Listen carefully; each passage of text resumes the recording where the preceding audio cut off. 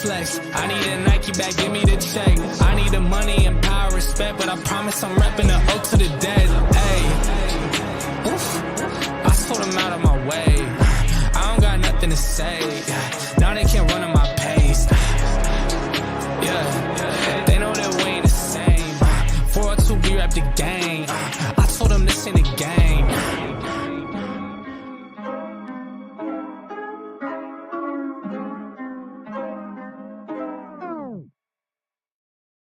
Yo, what's up? It's Finn's Take with CB83A coming to you for another banger. The streets is calling. They're saying they needed CB83 back, so you know what we're doing.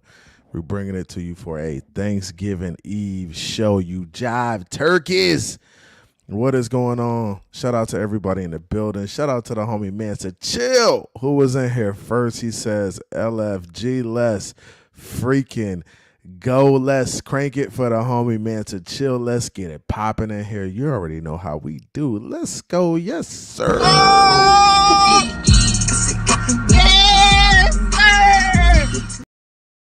Sir, shout out to the homie Mansa Chill in the building. Who else we got in here? The homie Landon's in the building. What's good, Landon? Tom the Don is in the building with the Ola. What's good? Milky's in the building. Go Dolphins. Fins up. Yes, sir. Mansa Chill says happy Thanksgiving Eve to everyone. Hey, happy Thanksgiving Eve. Shout out to it. I know y'all getting to it out there. Let's go.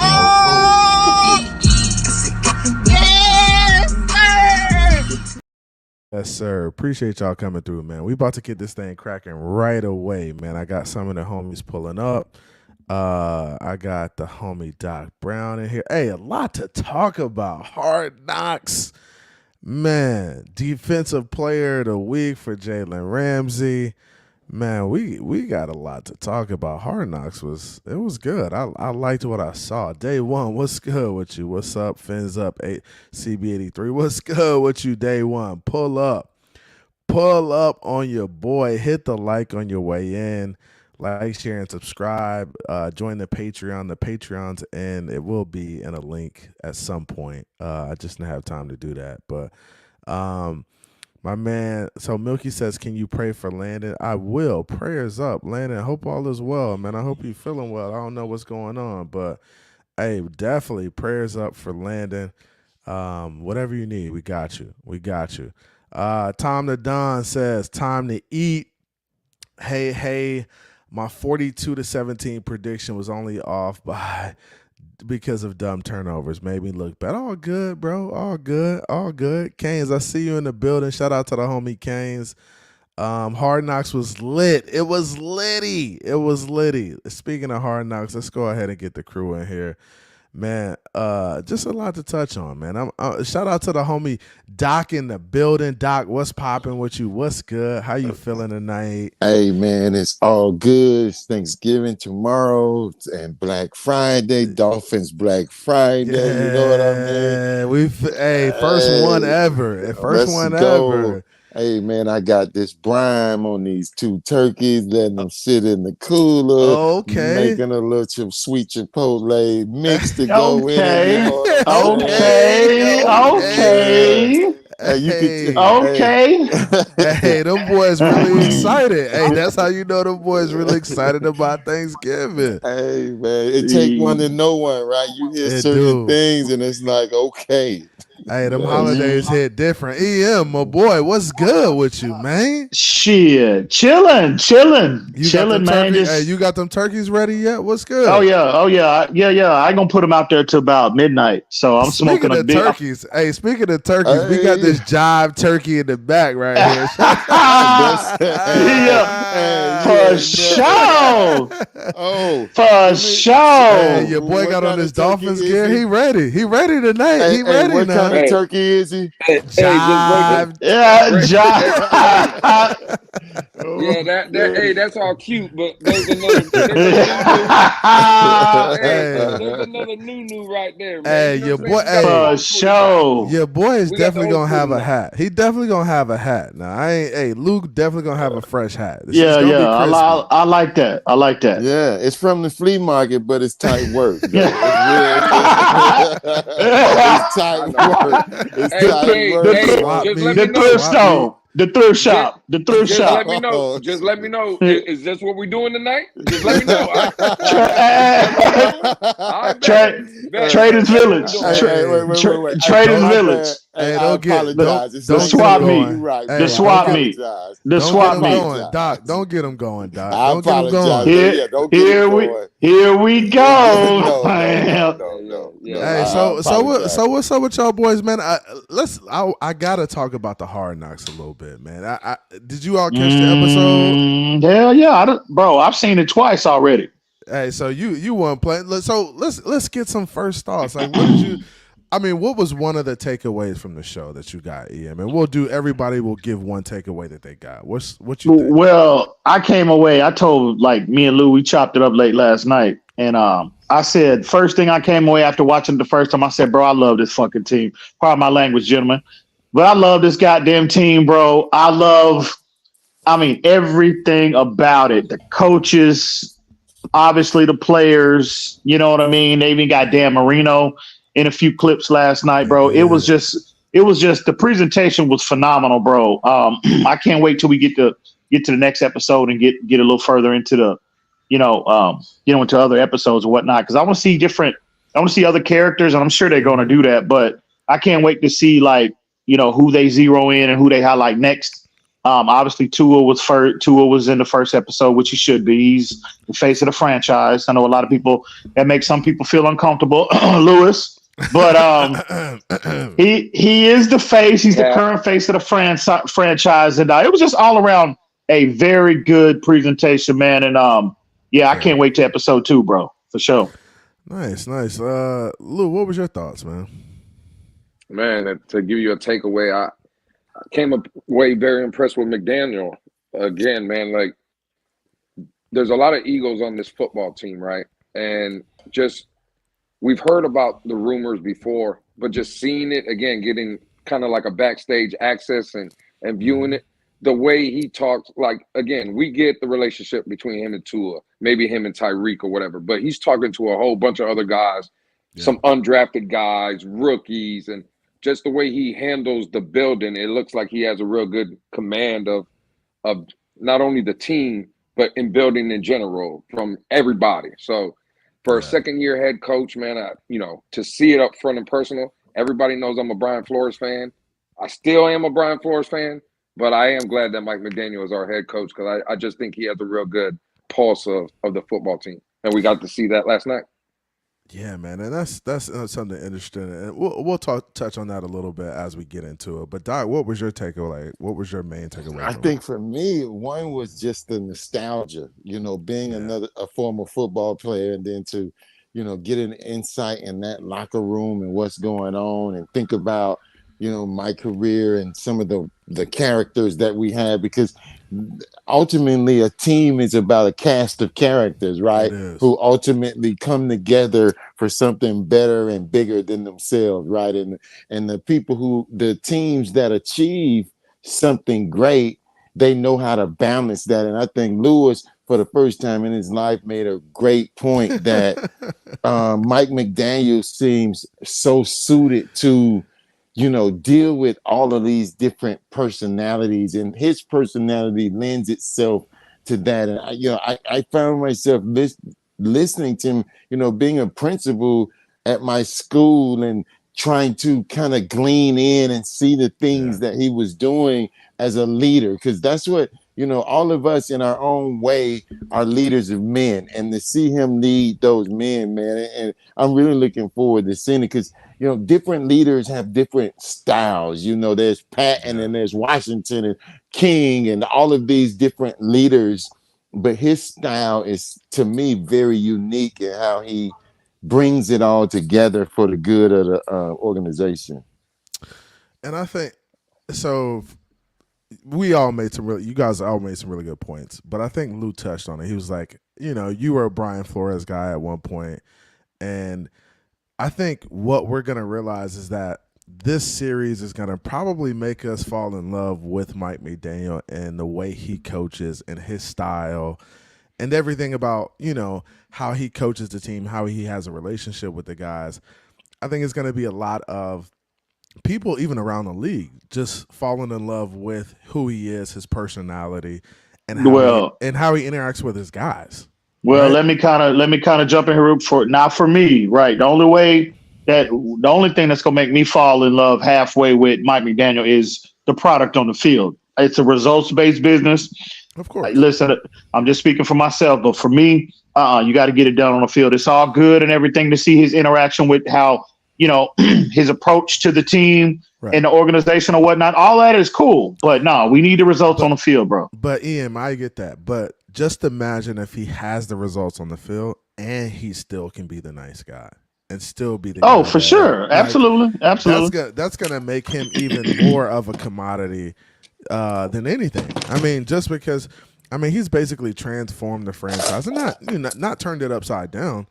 But he's taken a guy who nobody believed in Tua and basically turned him into a guy who could be one of the top players at his position. So I think that ultimately Ian makes a great point, and two things being true at the same time. One, you're going to say he's a great motivator of men when you leave this.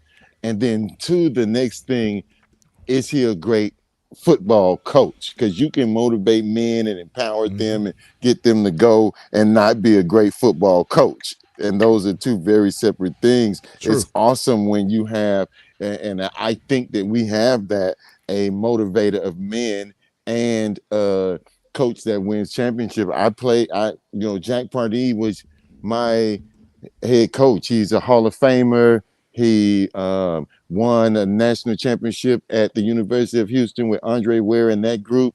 But then when he got to the NFL, everybody liked him, but in the end, he couldn't help get us over the hump. And so that's what it's ultimately about. Yeah, man. And I think we all made some valid points. When you look at the episode, you saw multiple coaches, right? You saw the linebacker coach, and he came in and kind of fired things up a little bit, right? And that's that good cop, bad cop element that, we've been talking about on this channel is that, hey, Mike McDaniels might be that nice guy, but there are some dudes on that staff who can get after it and can get these guys motivated without always coddling them. So, I think that was good to see. How did you guys feel about that? I loved Anthony Campanelli, how he went in there and fired up the group. And I think what he was saying in that message he was trying to deliver is true. Everybody understands that the universal word for ass whooping is ass whooping. It doesn't matter where it is, right? Like, that was the message. That's positivity right there. It is. I'm just spot on. Is it not true? Like, if you're walking down the street and you see someone getting their ass whooped, you don't have to speak the American language or to know it's an ass whooping. Oh yeah, right? He getting drugged. Yeah, getting your ass whooped, and I think that's the message he was sending. No matter if it's at practice, no matter if it's at walkthroughs, no matter if it's in life, attack it. Right? Don't go with no ease or passive. Come at it, go at it hard. I absolutely love that message, man. I think to CB's point, when you're in that room and you're listening to that, I think it gives you that mindset to go out there, work a little bit harder, and hopefully those guys are getting the message. Yeah, man. Yeah, Go ahead. Oh, my bad. No, I was just gonna say, bro, like the dynamic of the coaching staff in terms of personalities, bro, it's good to see some diversity there. Because just like on the football field, you want to construct your roster. When you're talking about personnel, you want a diverse skill set, right? And you want different players with different abilities, with different skill sets, etc. So it's refreshing to see that same approach with the coaching staff, right? Because you don't want, and Doc probably can, Doc can definitely speak to this, probably more than any of us could.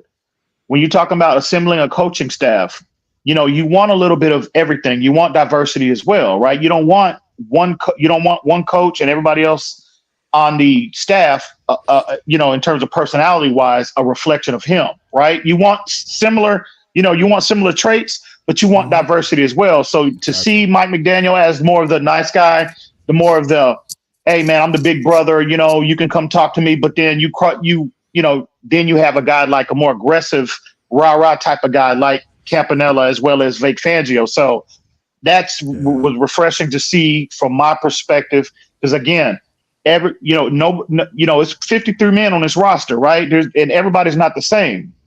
Every person responds to different things. So it's good to see a blend, a different, you see some diversity in terms of the personalities with the coaching staff. Yeah, so definitely some personalities with the coaching staff. You're definitely seeing personality with the players too. I think episode 1, we saw a lot of Tyreek, and, I expected to see a lot of Tyreek, and we probably will see a lot of Tyreek throughout the series because he's a character and he's such a great player. But I think as we get into it, we're also going to see guys like the Bradley Chubbs, the Jalen Phillips, Jalen Ramsey, which we didn't see a lot. We also saw none of Vic Fangio throughout the episode, which was we probably won't, and we probably won't. And do we think we won't see him because he doesn't want the cameras in front of him, or do you think we're going to see him? It's just a matter of time throughout the series. I think they'll see him. My bad, dog. Go ahead, bro. I was going to say two things. The first one is just a big piggyback off your point about Mike McDaniels. You need a diverse staff and, with the same message, right? But he just reminds me, or he just seems like someone who is so comfortable in their own skin and then really care about or worry about how he's perceived perception. Perception, right? Yes, he's not don't care about that. He is who he is, and he wants everybody else around him to be who they are. They don't have to try to fit in this little box that people try to put you in. And then with Vic Fangio, I think it lends itself to that same message that, hey, Vic, if you ain't comfortable with doing this shit, you ain't got to do it. Like we're not gonna make you and ask you to get on 100% and in front of the camera if that ain't your thing. You know what I mean? And it just speaks to, again, his leadership style of how he goes about his business. I think we will see him. I think we will see Fangio though, but it'll be definitely he won't be featured. You know what I'm saying? Because I just think that's just not his style. But the team as a whole, the organization as a whole, has an obligation to meet. They have certain obligations they have to meet with being on Hard Knocks. So yeah, we'll see him, but I don't think he won't have a big role on this season, in my opinion. Yeah, and I agree with you somewhat. 72 Undefeated says Tua seems to be a great guy. I don't believe in him, but man, I'm pulling for him. Just hope he does. And this is something I think also will not really change the perception of Tua, but I think people will get more of a glimpse into who Tua is as a person. The mystique of Tua, why people like Tua, why people don't like Tua.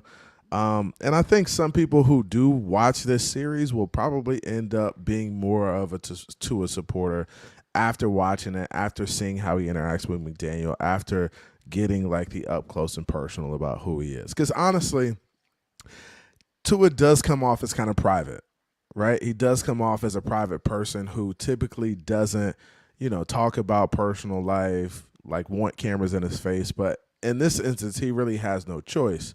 So I think people will kind of gravitate towards that. But we'll see how it works out. What's your thoughts on that, Lou, and how Tua will be perceived as the show goes on? Listen, I don't think it's going to change one way or another. I think the guys that rock with Tua and believe in Tua, they're going to be there. They're going to stay the same. And I think the guys that still have doubts and maybe don't believe in them so much, this show ain't going to change.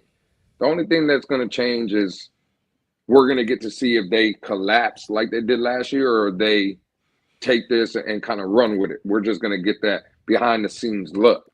But as far as the perception of Tua and stuff, I don't think this show is going to change that. I think the only thing that can change that is basically his play on the field. If he keeps giving you the MVP kind of season we've seen so far, that should change people's perception. But as far as the show goes, No, I don't think. At least for me, I don't think none of that's going to matter. Okay, what's your thoughts on that, Ian?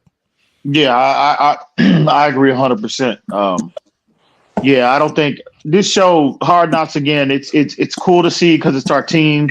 You know what I mean? We get a. I'm here. Is that me with feedback? Who is that? No, I'm hearing a lot of feedback. I think Doc's working on something, but you good. I think. Oh, okay. Yeah. So, but yeah, I agree with Lee 100%, man. With Lou 100%. This show is not going to change the perception of Tua. It's cool to see it, right? It's our team. We get an opportunity to see things that we normally wouldn't see. Hard Knocks provides that, for the fan bases around the league. But in terms of the perception of Tua, I mean, the only thing that's going to change the narrative, whether you like him or you don't, right? Whether you believe in him or you don't, is the play on the field, is the results on the field. And hey, man, we just got to wait and see. Play it by ear, bro. And so it is what it is. Yeah, I guess I'm not so. I think that he has a persona that people may perceive him to be one way or another as a person. They might perceive him to be distant and not connected, and all of those things. So those things may change how people perceive him. That's what I was. That's what I was kind of leaning toward. Yeah. You're right. Yeah, it won't change. He's going to have to again, ultimately. And all of this, it comes down to the football field, right? What wins and losses. But there's some people who may think he's a phony guy, or he's this, Christian zealot or something like that. Yeah. The Tebow of the world. Yeah, right? yeah. That it may change, or it may intensify, how people perceive his personality. But on the field is where it's gonna matter most. But honestly, from watching the show, he seems pretty normal for the most part. Like, I know he's kind of corny, he's kind of socially awkward, to being completely honest with you. But CB, is he really though, bro? Like, and it's not. But I'm not saying that as a bad thing. I think that's just his personality. Right. I think that's some guy's quirky personality. It happens like sometimes. But see, when I look at Tua, I don't deem him as being quirky I think he's a normal guy. He's just perceived as being abnormal compared to 2023 standards. Yeah, right. Yeah. Because when you look at 2023 standards, you look for what the norm is. What the norm? Well, I'm talking about society wise, right? I'm talking about from a societal perspective. What's considered norm today in 2023. I mean, man, a lot of things that I see and I come across, and I mean, bro, we're on the internet. We see the news articles and we listen to the news all the time. Nonsense. Yeah, we see what they're trying to, and again, not to get too political or whatnot, but what they're trying to deem as normal today, bro, it's not the same as 20 years ago, right? So I think him specifically, he's just a guy that's rooted. He's got real strong, conviction with his faith, right? Yeah. Which I think should be the norm, and I hope they do. Not to shift the conversation to this. To religion or anything like that. Some of that, right? Exactly. I want to see a lot more of, what actually moves Tua internally. I got a pretty good idea of what it is. So I hope that gets highlighted as we move further along into the season with the show. Right. I think his faith, real quick. I think his faith is important to him. And I think that's something, but people make it seem like he's this holy child or like this. I don't know if that's the case. I just think he believes in what he believes in, and he's convicted in that. And I think people think of people who are religious now. And they're like, oh, he's religious, so he does this. He lives a certain way, but he maybe just be a normal guy and just be religious and be convicted in what he believes in. So I think he is. I think Tua is fine, bro. I don't see him as quirky. I don't see him as. I've always loved that about Tua. But you gotta admit he is a little. Hold on, real quick. You gotta admit, Em, he is a little socially different, awkward, and that's okay, bro. Some people like that, bro. Like, you gotta admit that. I don't see that, bro. I really don't see him as being. What defines socially awkward? Well, for I me. do think there was a narrative out there in 2021, early 22 Ooh, what you that getting into?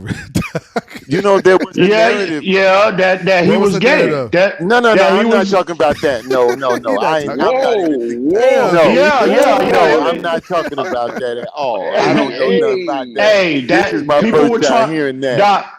Oh well, But no, that people was were This is out people my there. were first saying that. time. People You were done saying that. brought People this were out, and saying I that. wasn't even talking about it. Yeah. I don't think he was talking about that. I don't No, think he no, was talking I'm about that. talking about Omar Kelly and the likes was spreading this thing that Yeah. him and his teammates, he kind of had a standoff, quirkish kind of thing going on. Right. That I was remember that. early Oh, 2021 when Omar said his teammates, he talked to some of them and they, felt whatever they felt. I don't know where you going with this.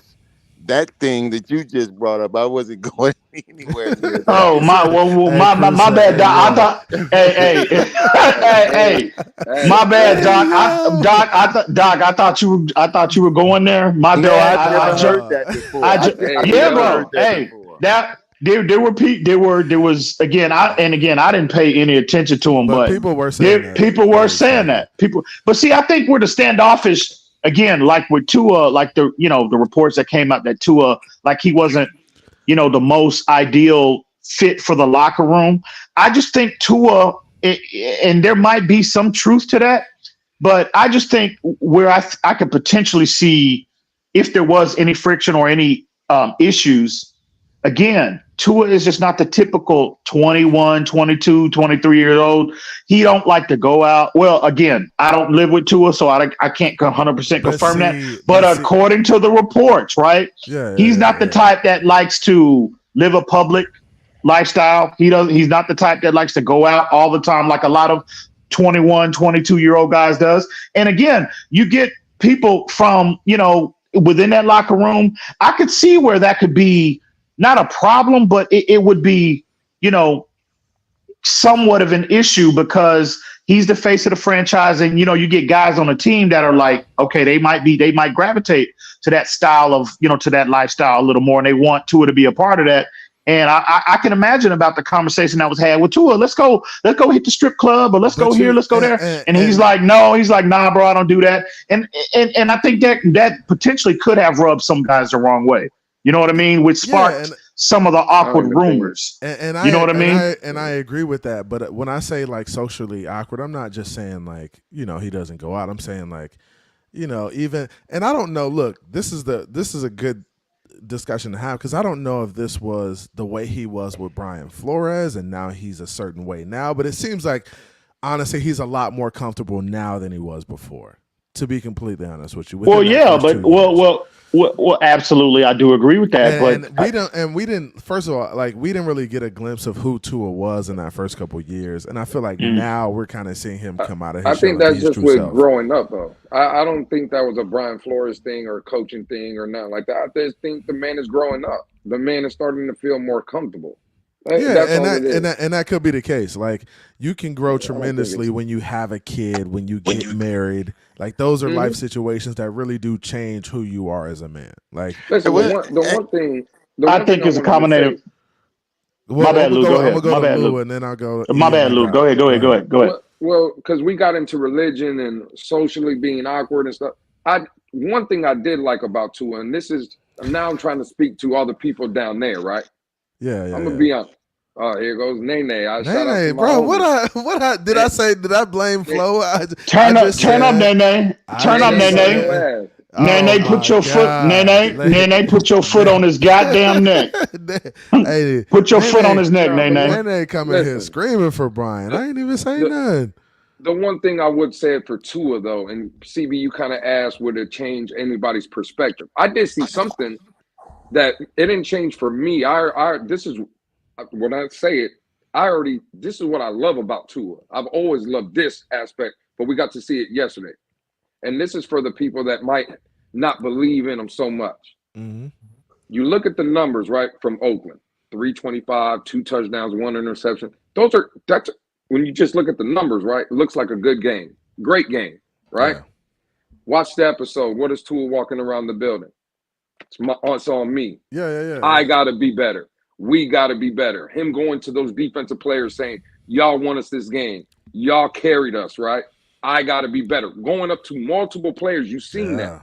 Yeah. That's what I love about Tua. Because the problem is people will come out here and make all these excuses for him, right? And that's fine. I don't care about none of that. Right. But himself, He knows. He right? knows. He's his biggest critic.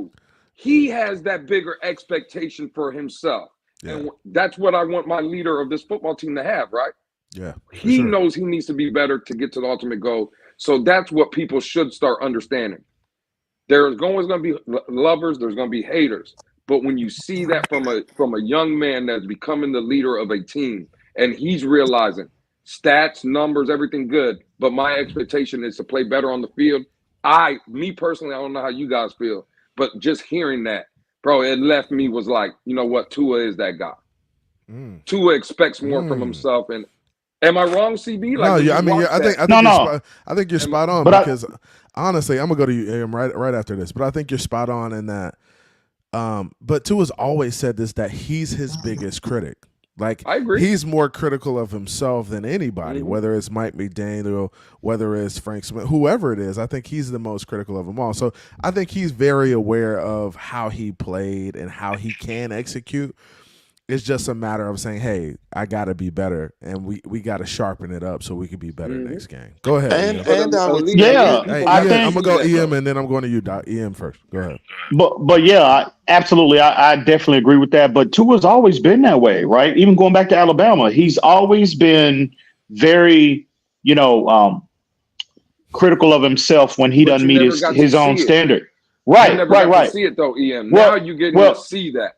Well, I've seen like during the draft process in 2020, we actually on Finside the NFL, we had found like 2 videos, and on the show we played those 2 videos, and in those it was like not a documentary on Tua, but it was just an Alabama, type of documentary, and in those videos, there were times where Tua was being very self-critical and because he just didn't. It was after, I forget which games it was, but on camera he was very critical of himself because he just didn't meet his standards. So that right there, again, you go back to the draft process in 2020. That's another thing that attracted me to Tua, because we had gotten we had researched and found a lot of that information in addition to the film, right?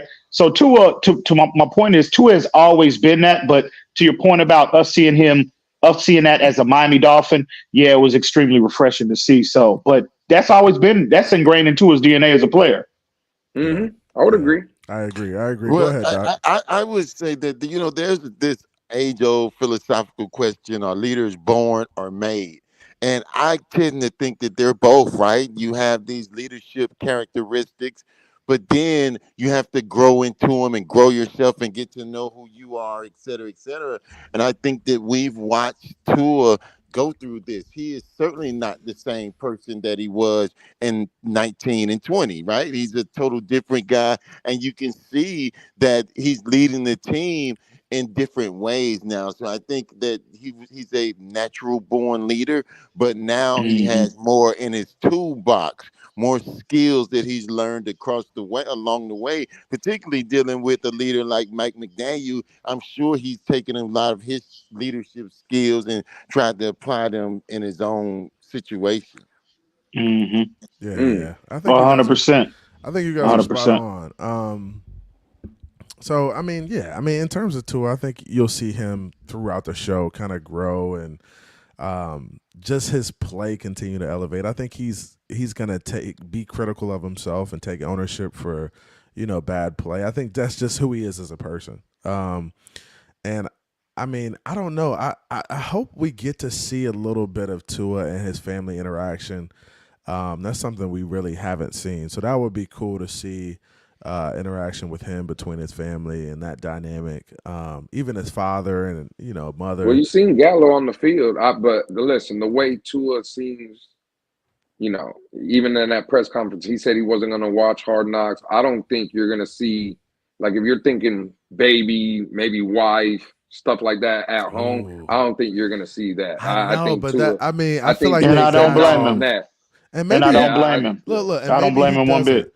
But Tyreek clearly had his wife on there, his new wife, right? Yeah, but Tyreek's different though. Tyreek's definitely different. Tyreek welcomes that. Tyreek welcomes that spotlight. Every camera he sees, he's trying to get up in front of it. Smile cheek to cheek. Yeah, Tua's just different, bro. He's different. And Tyreek kind of made a really good point too. Like he's thinking life after football, and he realizes that his brand will be big the more that he's in front of a camera, the more that he's in the spotlight. His brand is going to grow tremendously as a result of that. So he knows, hey, I'm the cheetah, I'm the best player in the world. I need to be out there right now because it's going to help me long term.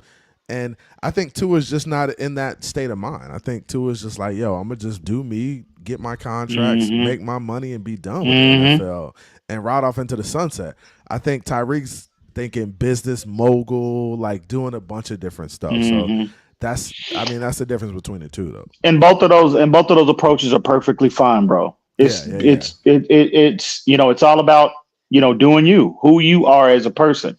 Nothing is wrong with either approach, bro. So yeah, I'm with you. I'm a fan of both of them. So, but yeah, man. I mean, as far as the defense goes, how'd you feel about the defense on Hard Knocks? I know they did the cakes, right, for the turnovers, which was cool to see.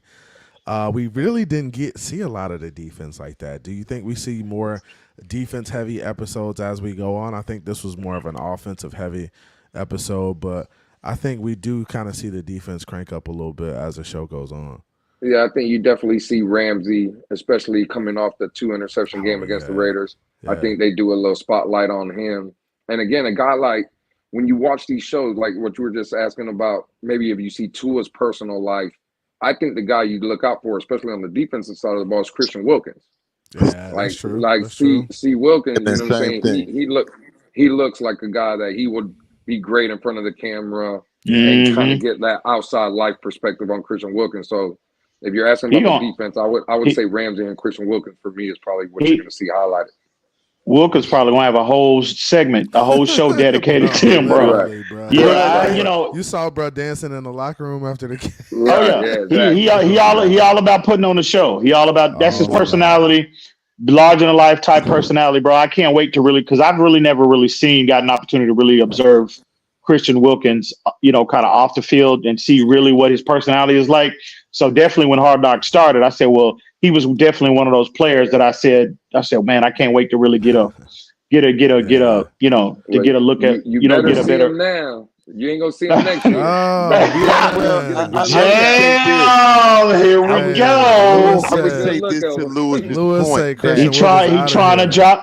He dropping bombs. I would say this to Lewis' point. One of the things that people make about why we should pay Christian Wilkins is because he's the heartbeat of the team and his leadership skills on defense. So we'll get a bird's eye view of what that really looks like. We know what it looks like on a football field when he runs in the end zone and dances with Waddle. But what does that really look like from day to day to help a team win? I'll be really interested to see that because there's a value to that, and maybe Hard Knocks gives us a dollar value. Very good point. Very good point. However, Doc, here's where I push back. That is an excellent point.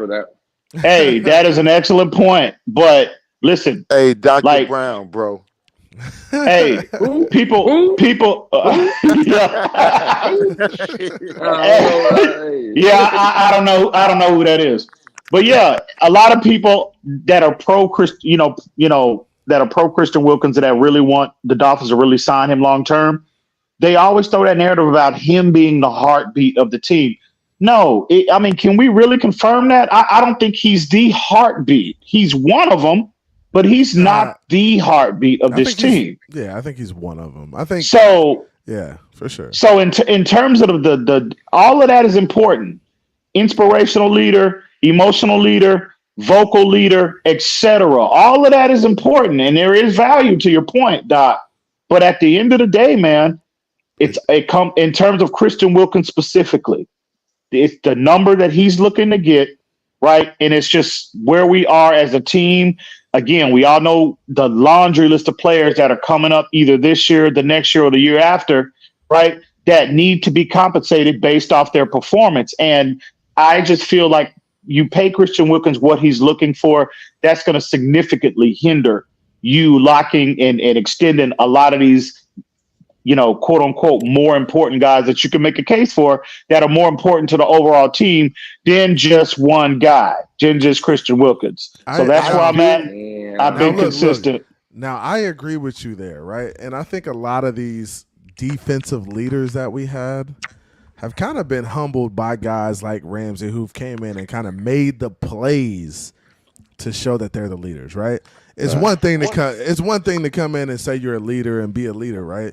But it's another thing to come in and make the plays that change the game that really show that. Are you saying Christian Wilkins ain't making the plays? I'm saying. I need that on wax. Yeah. I need that on Okay. I'm saying, okay. I'm saying there's dudes on that side of the ball now that are making the plays to show that, hey, I'm the big dog in the yard. Game-changing plays. Game-changing plays.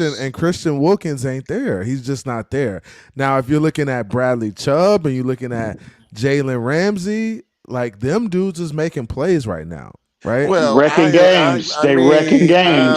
You gotta be a game wrecker. They wrecking games, bro. But you gotta be sticking your nose in there. Hey. I mean, I don't think we should sign him. But to say, I mean, this is arguably his best year. I mean, it could be a good year, but is it the system? Hold up. I got a question for the guy next to him. I got a question for Doc. Is it the system? Zach Tyler numbers. Is it the system, Doc, or is it Christian Wilkins doing? I mean, that's the question. I mean, that's the question, right? That's the $1 million that they one. say about Tua. I mean, that's the thing that they say. Well, what's the system? That's the question, and we can debate that. But I know we can't sign Christian Wilkins, so I'm not on the side of we need to sign Christian Wilkins. I'm on the side of we need to. Yes, but I also have to recognize. I also have to recognize this man is playing at a very, very high level. I gotta recognize that's not that. But here's the thing, Doc. Yeah, he's having a very good year, and his play on the field has never been the issue.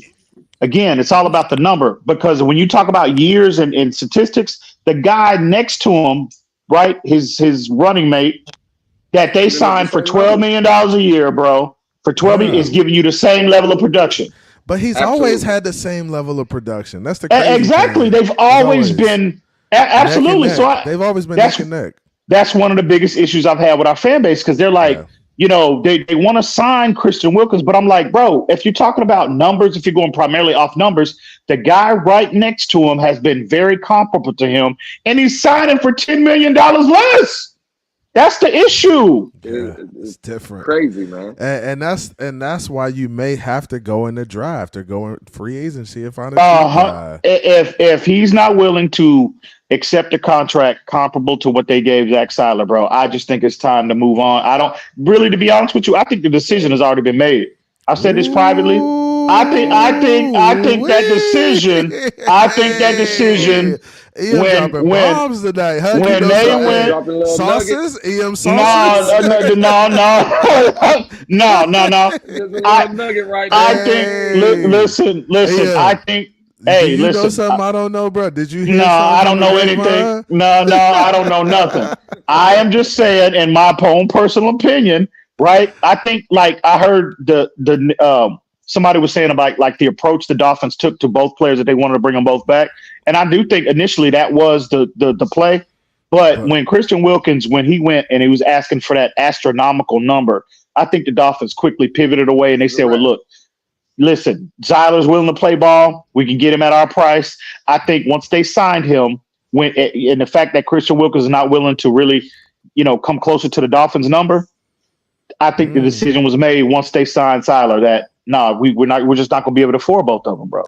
Sauces. That's what it sounds like to me. It sounds like no. Doc, who is this guy, Doc? Who is this guy, Doc? No. It ain't nothing like that going on, bro. Look at. I think the writing's on the wall, bro. Him and Mo got a collaboration going on. Yeah. Who was that? I don't know who that is. Who was that? Hey, Mo and EM Sausage, they collaborate together. hey, y'all got a No. collaboration going on. You ain't tell me about. Nah, bro. That's I why. don't- That's I- why I you've don't been clap. hard to find, bro. That's why I you've been don't- hard to find. Hey, I don't clap. Hey, that's who Hey, Mo I don't fact- collab Mo with fact nobody. check with EM. Okay. Where he Well, Mo at? fact check with Oh, Bro, that's man. funny. Hey. That's funny. I don't know nothing about that. Man, let's get into talking about this game this week, man. Jets Black Friday game. They're coming in. They've benched Zach Wilson, right? They said, hey, you're not going to be the guy this week. Is there any way the Dolphins go in and lose this game? Let's just get straight to it. Is there any way they go into New York and lose this game on Friday? If the plane don't land in New York, that's the only way. If them boys show up, it should be a wrap. Listen, man, at the end of the day, I think someone said the stats earlier about Tim Boyle, their starting quarterback now. Oh, yeah. In college, I think over his 4-year career in college, it was 24 interceptions, 12 touchdowns. I mean, that's what we're going against here. That's worse than Skylar Thompson numbers. At the end of the day, I just think this defense is who? Skylar Thompson. Who? Scott? Hey, Wait. He talking about CB, hang on. quarterback. CB, hang on. I'm just trying to make Scott, I thought that was his man. I thought that was his man. I thought that was your man, Lou. Hey, used to be my homie. That's your man, Lou. That's your man. Damn, boy, they turn quick, don't they, CB? Hey. They jump. Them rats jump off that shit quick, boy. I'm just trying to make my point. That's all I'm trying to do. I'm just trying to make my point. That's it. Damn. All right, do your thing. He said, Do your thing, homie. I said, who? Yeah. Who? Hey, EM, you know you a hoe for that, EM. I just want you know that. That man jumped off that shit quick, boy. Used to be my homie. Used to be my ace. Now I want to slap the taste out your mouth. Oh shit! Jail. Listen, at the end of the day, though, I think this defense for Miami is playing well. I think they're only going to get better, and I think this is a game where hopefully the offense gets right. You're probably not going to lead a lot of points. I think if you get to 17, maybe 20, this game should be in hand. But I'm looking forward to this offense to see, because again, the Jets do have a defense. Mm-hmm. Now I think the game might be close. Maybe halftime, something like that. But I think if Miami could start kind of pulling away, I think that defense with the Jets, you've seen it last week, that kind of happened in Buffalo, close early. Buffalo got a couple scores. That defense kind of eased up a little bit. I don't want to say they quit, but, they weren't coming out with the same energy they did. I kind of look for that kind of game in Miami. Maybe some early struggles, but eventually we just pull through, and I think we take this game, I'm going to say 24-9. I said they get 3 field goals, but that's about it. Okay, wow. Like hey, man, listen, I couldn't agree. This is like a first time, so you definitely better clip this video that actually Lewis is talking with some sense, and I actually agree with him. Listen. I've been doing this for years now. I need a drink. Hey, Ian and Lewis. Lewis. Don't worry, don't worry. I'm about to. As soon as I get out of here, I'm gonna hit that bottle. He's been listening. I gotta crack some wild turkey tonight. Damn. Say, man, I could not agree more with Lewis. Listen, we chopped it up last night, me and Lewis, about the game, other things too, but the game specifically, and I couldn't agree with him more, bro. I think early on there'll be a feeling out process between both teams. Obviously, the Jets do have a formidable defense, right? So I think early on there will be some struggles, but I think considering how inept they are offensively, and considering how well our defense is playing, the Jets do have a formidable defense, but the way our defense has been playing, we're as good as any defense in the league right now. So I think you combine with how well the defense is playing, with how bad their offense is, it's going to be a lot of 3 and outs. And I think that defense is going to be on the field a lot more than what they really want to be. And I think ultimately our offense, right, considering we'll get past the early struggles and we'll start to pick up steam as the game goes on. And I'm looking for that maybe midway through the second quarter into the third quarter, the offense starts to pick up steam. And I think that ultimately they'll put the game away at some point. And I am predicting there will be 2 turnovers in this game, right? I think there will be an interception and there will be a strip sack in this game. And the Dolphins will definitely take that. That will be to their advantage. And I think ultimately, man, they just gonna that defense is gonna be on the field way too long, bro. And they're just gonna. We could see ultimately, because I think last week against Buffalo, bro, that defense quit on Robert Saleh. So I could definitely see something similar happen tomorrow. So at the end of the day, I think it's gonna be 28-6 Dolphins. 28-6 Dolphins. Doc, what you got for us? You there? Nah, Doc, not here. Doc always goes to sleep, middle of the stream, man. Doc, sleep already, dog. Sleep already. Put to sleep. Crazy. Put him to sleep. NyQuil him up, man. NyQuil him up. Hey, but I agree with you guys. I think this should be a great defensive effort from our guys. I want to see the turnovers. We gotta be a team that creates more turnovers on the defense. I mean, and that's when we're playing really good football, is when we're creating turnovers. And it gives us the opportunity to get the ball in the end zone. Now, this offense, I got to be completely honest with you guys regarding this offense. I haven't been a fan of it lately, and that's because I just feel like they're a little bit too finesse to my liking, right? And, I understand you trying to, be creative and, use the extension of the run game and use guys out in the flat and the screens and stuff like that. But at some point, you just got to be able to line it up and get a yard or get 2 to 3 yards when you're running the football. And that's something I haven't seen consistently from them. And I feel like when you get to the playoffs, you need to be able to line up and run it at teams. No, you have to. You have to be, right? Right. I mean, and if you can't do it, you're going to be exposed. They're going to call you soft. They're going to line up and punch you in the mouth, and you're not going to have an answer for it. But CB, like I know obviously it's the play calling. We can definitely identify that. But the question is, why is McDaniel not trusting his personnel up front as well as in that running back room to when we are in those short yardage situations where we need to just absolutely forget about all the misdirection, forget about all the eye candy. We just need to line up, get our hands on people and move them and reset the line of scrimmage. Why is it? The question is, why doesn't he trust them? I don't know. Honestly, I think it's Mike McDaniel and the new way of thinking and coaching, the new approach to coaching. I feel like he feels like he doesn't need to line up and just be an old school guy and just run ISOs and run power counters and run gap scheme run plays and get yardage. I feel like he thinks he can be creative and do it. And sometimes, I always learn the fastest way to get a yard is a straight line. Like go straight down. Yeah, 100%. Bro, you got a fullback. You got arguably one of the best fullback in the International Football League, and you got a lot of these. Listen, I know the zone scheme is we got a lot of guys. It's cute and it works sometimes.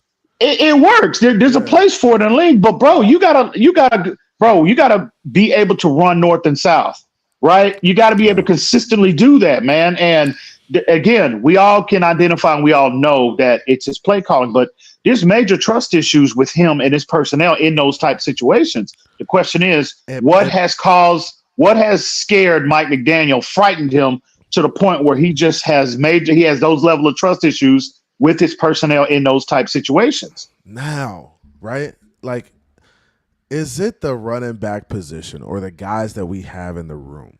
Let's really analyze it, right? Is it the guys that he has in the room? Do you feel like he feels comfortable running guys like Mostert, Ahmed, and A-Chain downhill?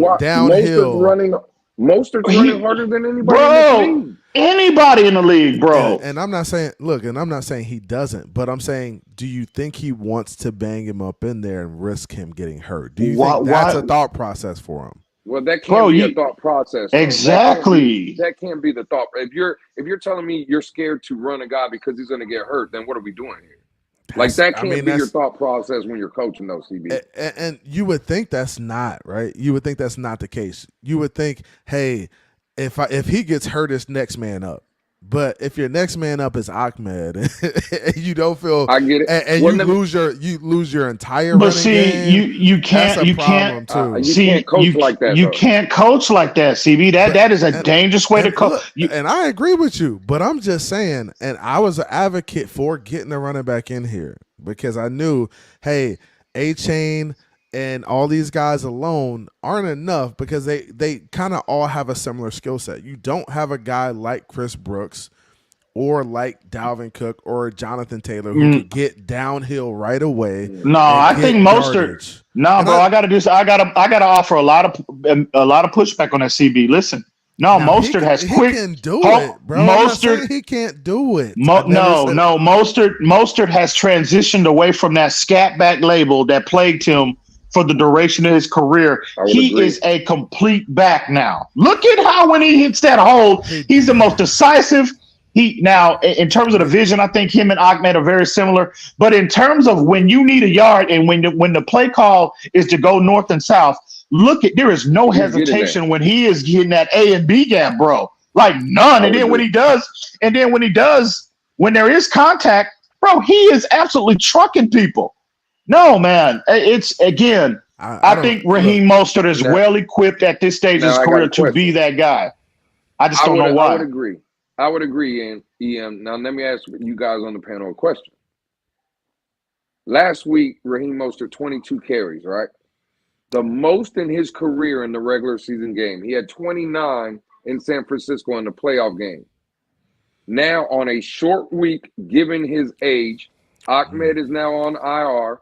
Chris Brooks, we don't know. A-Chain's dealing with something. Like that room dwindling. We need this running game in the Jets, right? We would all agree you want to kind of establish the run. How does that work in y'all's opinion, given, again, age and most are coming off a 22 carry game going into a short week? You don't have that extra day, that Saturday. Now you're playing on Friday. Like, what are your guys? Are we trusting Jeff Wilson? Because that's the only running back we have left besides A-Chain, but he's dealing with some things. Jeff Wilson Jr., do you guys really feel comfortable with I that? do. Like, do we have a choice? I do. I mean, we really don't have a well, choice yeah, at this point. You don't, but I think you put the ball into his hands, though.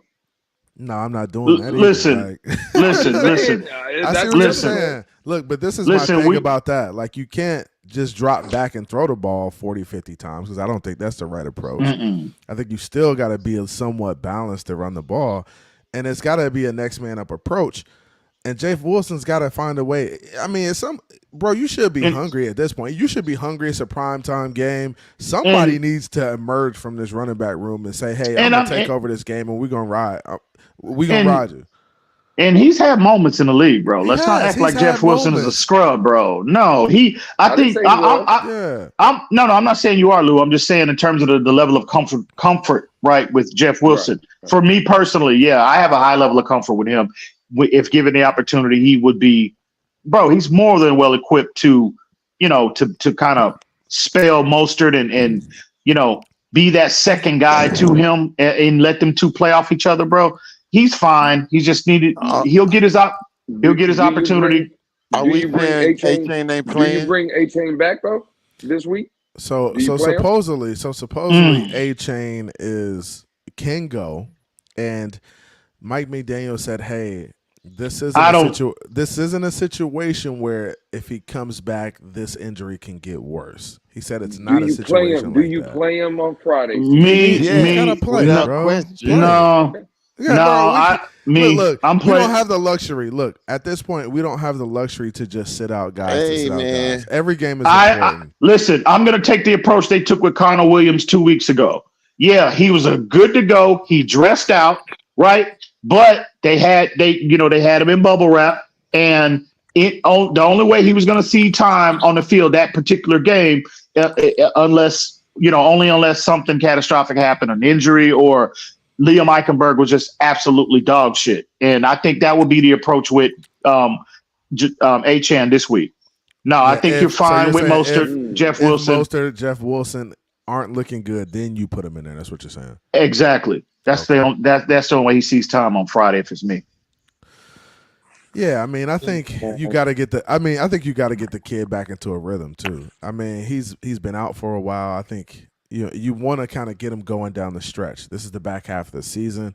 He sat out maybe 3-4 games, right? At some point, you want to get him going prior to the playoffs. I don't know if you ramp him up now, but you got to start ramping him up if you want him to be ready for the playoffs. So, and you can do that. You can kind of slow play him as again, we got capable guys, bro. Mostert, Jeff Wilson, those two. Again, I know we'll a lot of people are down on Jeff Wilson now, but no, he's a capable guy, bro. He's had big time. He's had moments in the league. No, I think they're fine with those two as your lead guys until, Chris Brooks as well as Devon Achane get up to, they get as close to 100% they possibly can. Now, question for you guys. You this is win the game, man. And you do. Achane is going to help us win the game, man.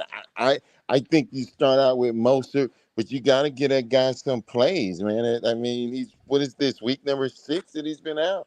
Yeah, he's been out for a while. And this is something we need to talk about, Lou. Like, Achane has been out. Like, is he gonna be all right? The best ability is what? Availability, right? And if these guys aren't available and they can't go, it's kind of a hindrance on the Miami Dolphins. He was a high draft pick. Running backs you expect to come in and contribute right away. And he hasn't really been available. Like, what's your thoughts on that? You take that risk with that kind of player because when he's on the field, he's one of the most dynamic players this offense has, right?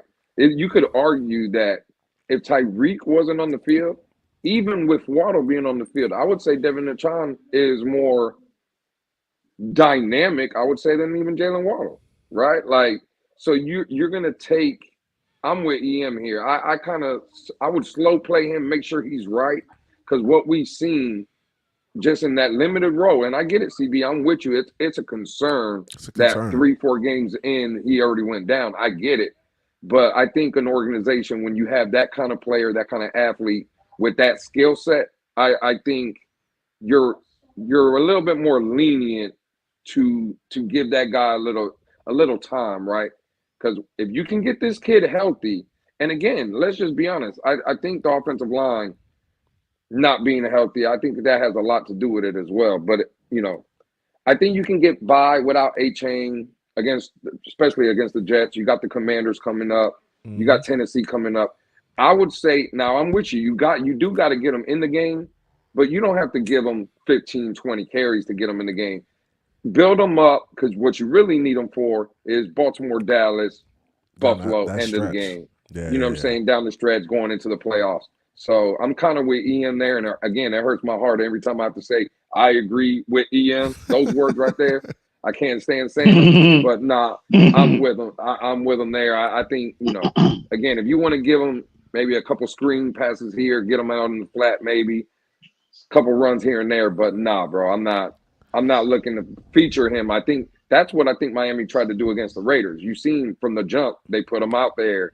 And nah, bro, I don't, for me, I wouldn't do it. Now, that's valid points. Now, something happened this week. Shaq Leonard was released, right? And cleared waivers, right? Cleared waivers, so now he's a free agent. Nobody doesn't have to take on his contract. He's free to negotiate a new contract and move forward with a new team. Now, are you guys entertaining this Shaq Leonard? EM, you got a couple nuggets for us, EM? You trying to drop a little sauce, EM? What is your thoughts on this, EM? Do you think the Miami Dolphins entertain Shaq Leonard? Honestly, I think he fills a big void, but what's your thoughts, EM, on entertaining this? Me personally, I would definitely entertain Shaq Leonard. I think, again, he's been plagued with injuries, and, the word around the league in a lot of circles feel like, well, his play has declined as a result of those injuries. With that being said, his production is nowhere near it was like his first 3 years in the league. If you look at his production the first 3 years in the league, bro, he was on the Hall of Fame trajectory. We're talking like ridiculous. I mean, he was an absolute monster. But Injuries happen in this league, and it looks like, as a result of those injuries, it's taken away some of his athleticism. And, that could have ultimately led to why the Colts moved off of him. But with that being said, from a depth standpoint, right, what do you have behind Jerome Baker and David Long? I know you have Van Ginkel kind of playing that dual role, edge, inside, vice, back and forth. I would definitely entertain this player, especially for the right price, because even if his athleticism is somewhat deteriorated as a result of the injuries, he still is an extremely instinctive player, right? And that's what we need, in that linebacker room. Other than David Long, who's more naturally gifted and more naturally, in terms of instincts, right, and diagnosing what the offense is doing and being a first responder, reading plays, et cetera, et cetera. What guy outside of David Long do we really have that comes natural to? We don't have that guy on the roster, right? We know Jerome Baker has struggled with processing ever since he came into the league. Van Ginkel is cross-training between edge and an inside linebacker, which I like Van Ginkel there. But again, I'm talking about from a, this player has been at that position for the duration of his career. He's got, I think, still very, in terms of his ability to process, he's still at an elite level, maybe not elite, but a very good level, definitely better than every other player besides David Long in that linebacker room. I would definitely entertain it for the right price. And now that he's cleared waivers, again, you probably could sign him for less than nothing, right? Especially, and he might be looking to play. I mean, what else does he have to play for now? He's a veteran guy. He's trying to latch onto a team that's going to make potentially make a deep playoff and Super Bowl run. So if I'm Chris Greer, absolutely, I'm picking that phone up and I'm contacting his agent and looking to see how much it's going to cost to bring him in to that locker room, to that linebacker room. Now, Ian, hold on. let me ask you. Now, real quick, Crypto said he signed with Philly. I don't think that's the case. I haven't seen that anywhere, so I'm not sure. I don't think that's the case. But go ahead, Lou. Well, no, I was just gonna ask EM because we were kind of talking about it today on Twitter, and the narrative went around about Shaq Leonard. It would take him a couple weeks to get implemented into this defense and stuff. Can you speak on that? Give us your opinion, like the background of where he came from. Because I do believe earlier in his career, when you kind of talked about his first 3-4 years being very productive, wasn't it a kind of similar scheme of what we're running now in Miami? Oh, yeah, for sure, man. It was, I'll say like foundationally, like from a base standpoint, there is differences. Like he was more of a 4-3, off the ball linebacker. Well, obviously, we play a 3-4 base wise, but in terms of like, there's a lot of similar concepts in that scheme that they ran in New England, with it being, zone based, right? A lot of sub packages where him and another linebacker are on the field. A lot of light boxes is the point I'm trying to make. So he's been in a situation where, again, Vic Fangio, what's his MO? He loves to keep sub packages on the field because he likes to address the pass more so than the run. So he's already been in that role, for the duration of his career in Indianapolis. So again, if he's healthy now, and I want to preface everything with him being healthy, and I think again from a depth standpoint, I'm not saying sign him and bring him in as immediate starter. No, but yeah, it's going to take some time for him to get acclimated to Vic Fangio's teachings as opposed to what he saw in Indianapolis. But again, he's got the foundational traits that you look for at that position. And I just think, again, he would immediately from that, from a processing standpoint, he would immediately be an upgrade over everybody else other than David Long in that linebacker room. Yeah, man. Honestly, I agree with you wholeheartedly. You guys know I'm not a big Jerome Baker guy. I'm just not. He's not very instinctive. He won't stick his nose in there and make a play. He's not willing to put his body on the line and make a play.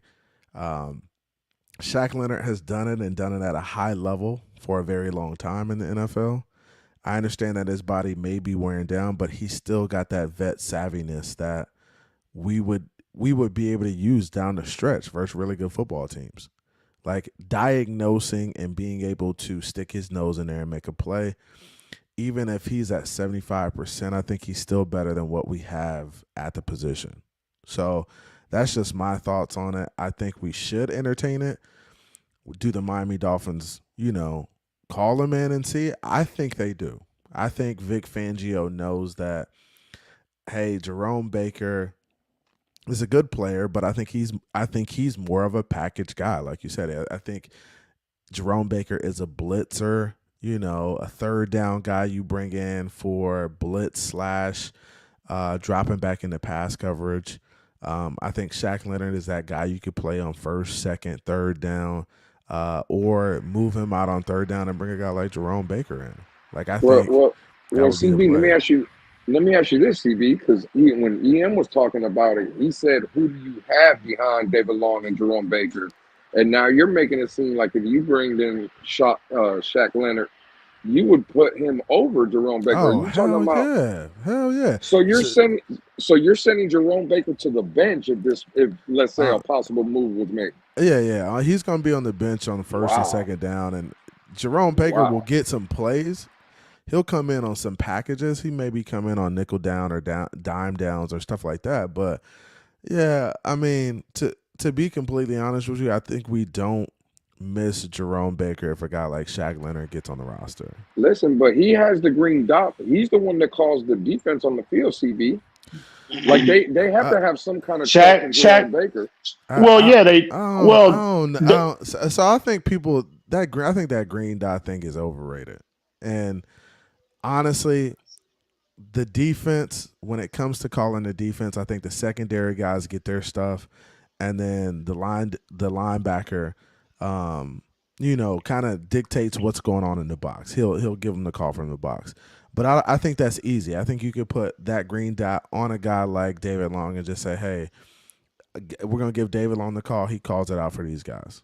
And I think the defensive calls aren't usually very long or creative. They're very simple calls. Hey, we running Rover, or we running something like that with a stun up front. Cruz's comment, his last comment, CB. I just saw that, right? Yeah, I prefaced everything with health. For you guys? Well, yeah, it's all about the health. But he said, Shaq Leonard is not having a very good year. If you look at his numbers, like me and Reason went over his numbers the other day. His numbers are, and again, it's not all about statistics, but his numbers are virtually identical to Jerome Baker as well as David Long. I mean, virtually identical. Right. Yeah, so listen, is he the player that he was, right? Is he the dynamic linebacker that he was, arguably the best linebacker in the league? No. But if his play has slipped, has his athleticism slipped, maybe. But again, I'm coming from a depth perspective. If you bring him in behind David Long and Jerome Baker, he is an immediate upgrade over Duke Riley, as well as I think at this point Andrew Van Ginkel as well. No question, but this is my thing too. I think people underestimate the change of scenery. I don't like my current situation. I'm not playing well. I don't feel like this guy in front of me is better than me. He's getting reps over me. I think people downplay that, and they don't take that into consideration, right? I think if Shaq Leonard goes somewhere where he's on a winning team and he feels like he's a part of something special, he could come out and be dynamic for us. You just don't know, right? And that's the beauty of it, is you give a guy a fresh start. Look at David Long Jr. Nobody expected him to come here. Well, we saw on the film what he was, right? But when he came here and he's playing healthy, he's not hurt, the coaches said in Tennessee that, he stayed hurt. He stayed in the cold tub. Mm-hmm. He hasn't been that here. So I think if you give guys different situations, you'll find out that, hey, maybe they do just need a change of scenery in order to be a better player. But two questions. I'm sorry, Doc. Two questions. One, what is the price point? Because we only got $3 million. And then two, he's going to be the backup for a minimum of 4. I mean, he doesn't come in. You can't just bring him in and start. Not right away, right? But I mean, do you think Jerome Baker is a better player than Shaq Leonard? No, I think Jerome Baker knows the defense, and But I think linebackers play linebacker, right? You're either dropping into coverage or you're reading pass and I mean, or you're reading run and you're going to attack the run. I don't think linebackers do a lot of, oh, I need the play call, I need to understand. No, it's not understanding concepts. It's playing football at the position. Like you're either dropping into coverage or you're going to attack the ball, and you're basing that off of what you see. So I don't think it's a lot of learning the defense. I would agree. He just needs to get the terminology down. And you heard Bradley Chubb allude to that too last year when they traded for him, right? Because he immediately he was getting starter like minutes like immediately. And he said, listen, basically he alluded to like a lot of similar things. He said, the rushes are the same, right? Setting the edge is the same. The biggest thing that dropping back in coverage, the responsibilities are the same. The biggest thing he had to get used to was the terminology, and they called a certain play one thing in Denver, but they called it something totally different here, when he came to Miami. So that was the biggest hurdle that he had to, he faced, coming from Denver into Miami. Now, again, this is where CB and I part ways. No, I don't think Shaq Leonard's coming in and starting I don't think if you bring him in, I don't think he's going to start. No, not day one. I've never said right. I don't think he's going to start at all, like at any point this season. But I think he as he gets more acclimated into the system, getting the terminology down and whatnot, as you move further along through the season, his snap count will go up. But I still think Jerome Baker would be, as health permitting. I think Jerome Baker and David Long will be your starters. I don't think Shaq Leonard is going to anybody's roster to be a backup. I think that's the reason why he's not on Indy right now, because he feels he's a starting player in the NFL, starting caliber player in the NFL. So I don't think he's going anywhere to be anybody's backup. So if Miami signs him, do not expect Miami to sign him on the condition that he's going to be a backup to Jerome Baker, because I don't think he's that. I just don't think he's got that. But that's my thought. I can't co-sign that. Yeah, I don't think so.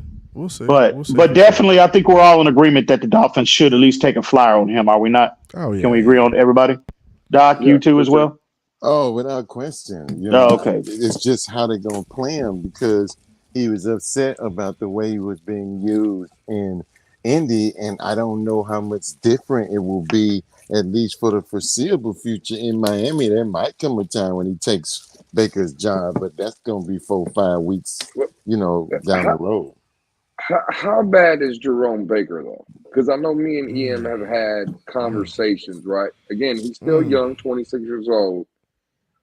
And we kind of had these conversations privately about maybe, everybody just assumes Jerome Baker next year is gone.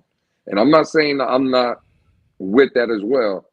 But what are your guys' thoughts? Is there a chance that Baker, given maybe even another year next year in this system, that he could be even better? Because listen to what Ian just said about Shaq Leonard, right? If you look at his numbers, he's giving you what Jerome Baker and David Long are giving you now. Well, then where's the upgrade? It's is different. What I'm saying. Like, that's what I want you to understand. And honestly, and watching the film, I'm gonna be completely honest with y'all. Jerome Baker is bad, in my opinion. I think he's just a. Does he have bad plays, CB? Does he just have bad plays, or is he just? I just bad think as a linebacker, he's not a guy who's willing to stick his nose in there and make a play. I think he's not a guy who wants to attack the football, and I think at the linebacker position, you need a guy like that. Especially if you only got 2 linebackers on the field. Now, if you had 3 on the field and you were running a 4-3, you could get away with having one guy who's a chase guy, right? But when you have only 2 linebackers on the field, well, he didn't chase very well. And that's the problem. He ain't even chasing. He's not even chasing well right now. So when I saw that play, it's like, damn, bro, that's your specialty. That is what you do, and you're not even doing that. I would say that was terrible. That shit was terrible. I can't believe he put that on film, bro. That's not. I cannot believe he put that on film, bro. Honestly, that is terrible. That's slacking right there, and those are plays that they put on film and they highlight on film and they say, "Hey, we can't have that." You run all day for shit like that. I guarantee you, there's no excuse for Fangio. that. I guarantee you, Fangio lit his ass. Oh, he up. had to. If you're not, I lighting hope they him get up, that on Hard Knocks. I hope they put that on Hard bro. Knocks. Hey, bro. And then I gotta see. Hey, I got Campanelli. That's your coach, and that's what. Oh, I know, right? I know. Bro. and to Lewis's point, That's your coach, and that's what you putting on film. Does he bro? look like the type that would put up with that? Oh, You know he was all over no, Jerome hell Baker. No, he had to dig in him. Had to dig in him. Go ahead, Doc. Go ahead, Doc. No, I'm just saying that EM talked about these comparable stats, right, of Baker, but there's a difference. You know, we all looked at. Lewis said this earlier. We looked at Tua's stats, and you see the stat line, and you say, "Damn." But then you look at the game and you say, "Damn," you know what I mean? Yeah. And Yeah, that's the yeah. deal with So it's Baker. the stats It's don't always tell the truth. Damn, Yeah. man. Yeah. But yeah, I just think he would be a good addition as part of the rotation because the Dolphins seem to have implemented.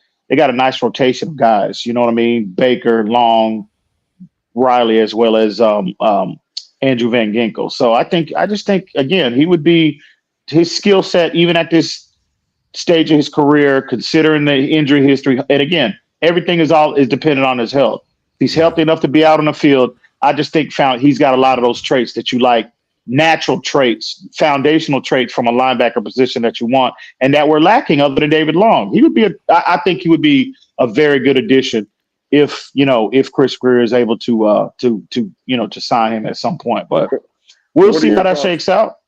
What are your thoughts, Ian, though, about, because again, we've had these conversations backstage or on the phone, but like, are you looking to move up from what you've seen this year? And again, you got to take the good and the bad with Jerome Baker. There's obviously some bad plays, but again, given his age, 26 years old, he has improved every season. Are you looking to, again, bring in somebody in the draft, or if you want, or even looking free agency, but are you moving off? Are you willing to, are you like done with Jerome Baker yet? Or is what I'm looking at Jerome Baker, I'm not going to even address the film yet. First, his contract is the biggest issue. $13 million. He has not lived up to that contract, and that puts him right in the crosshairs first and foremost. That needs to be addressed. The first thing that needs to be addressed. He did restructure though. So you're shaking them down. What you're saying. I'm going to shake. You got to. You have to, bro. You have to, because you're going to need those. You're going to need that money.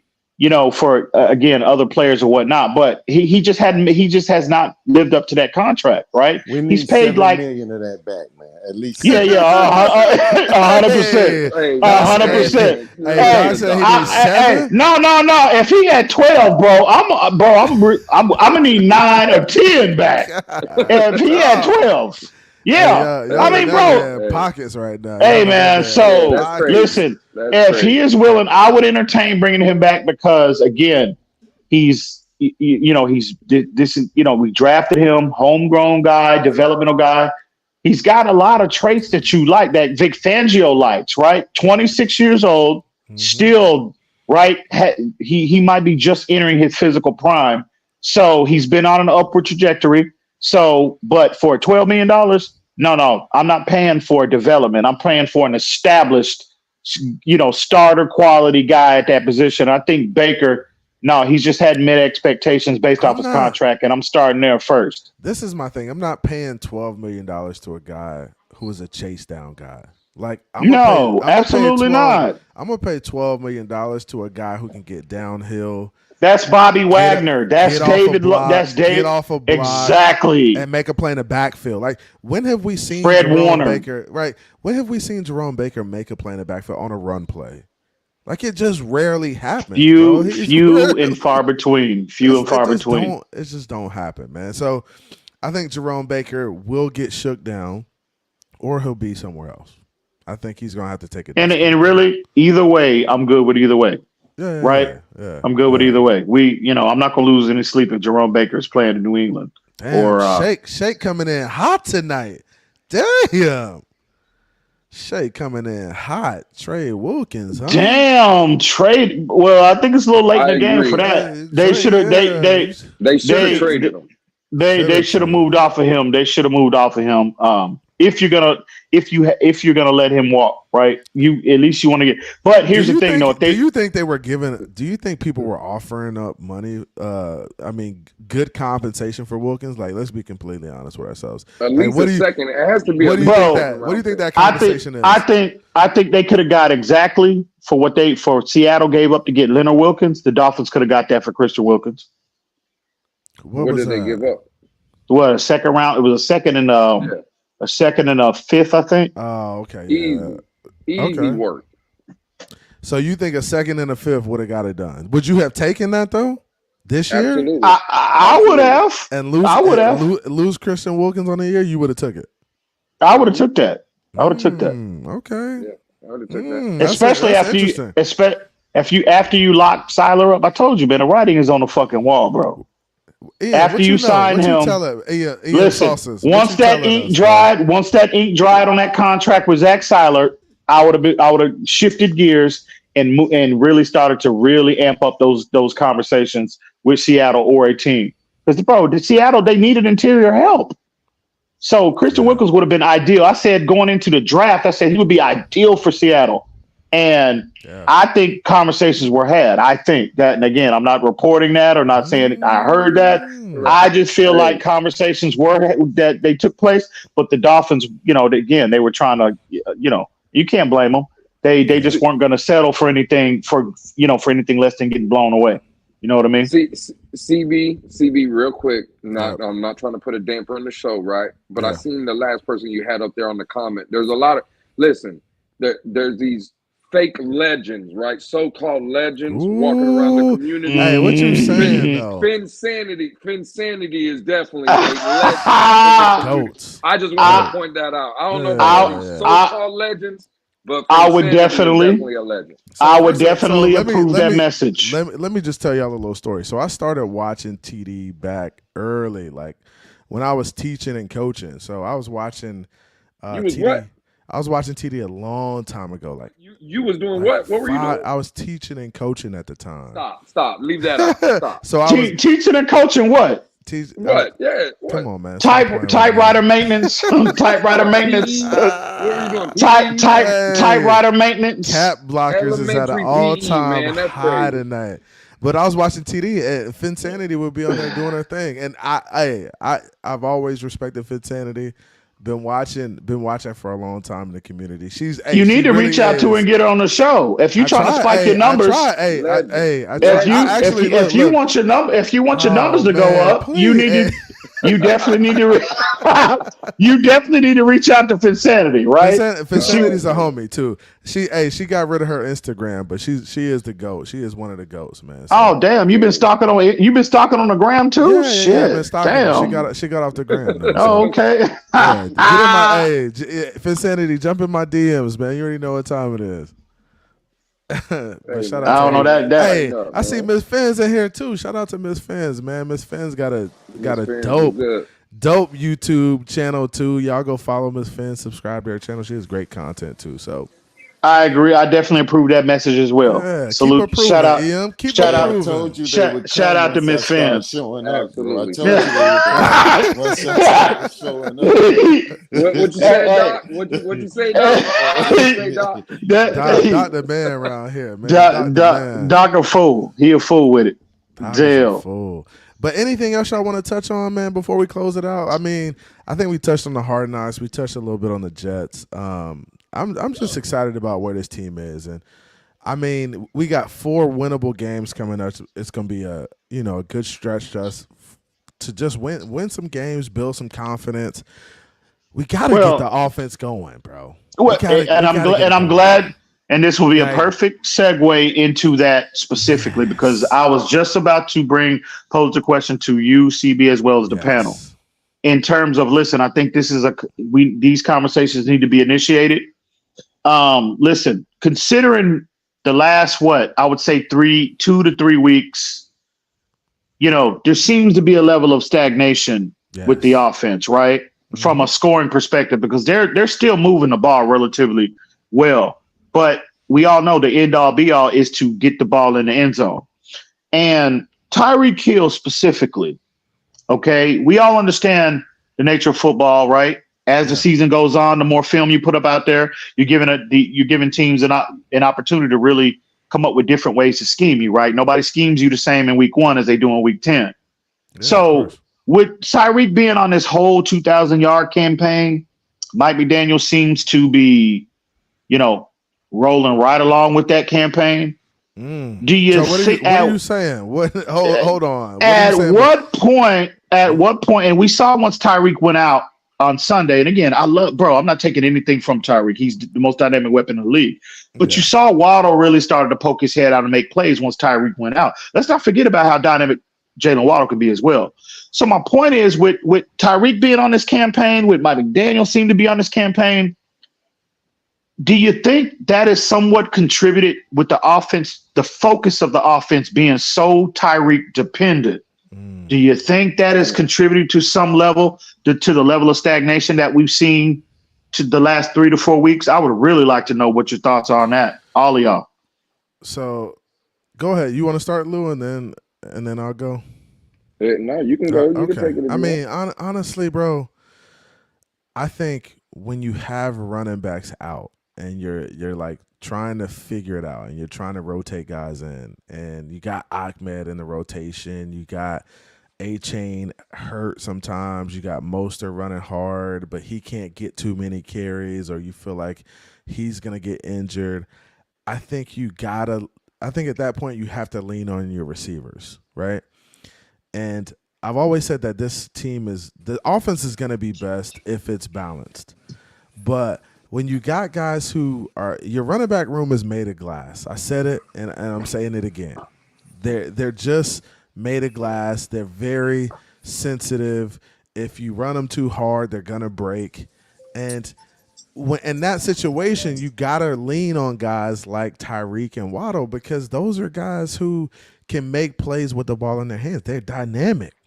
So it's very tough when you don't have a guy. And that's why I really wish we went and got a guy like Jonathan Taylor, right? Because when you look at Jonathan Taylor on the field and he's looking at you on the sideline like, what's the play call? You got to get that guy some respect, and you got to give him the ball. And you can run him inside, outside, wherever you need to run him, and he's going to get you your yards. So I just think it's a matter of the running back room just not being a very consistent room.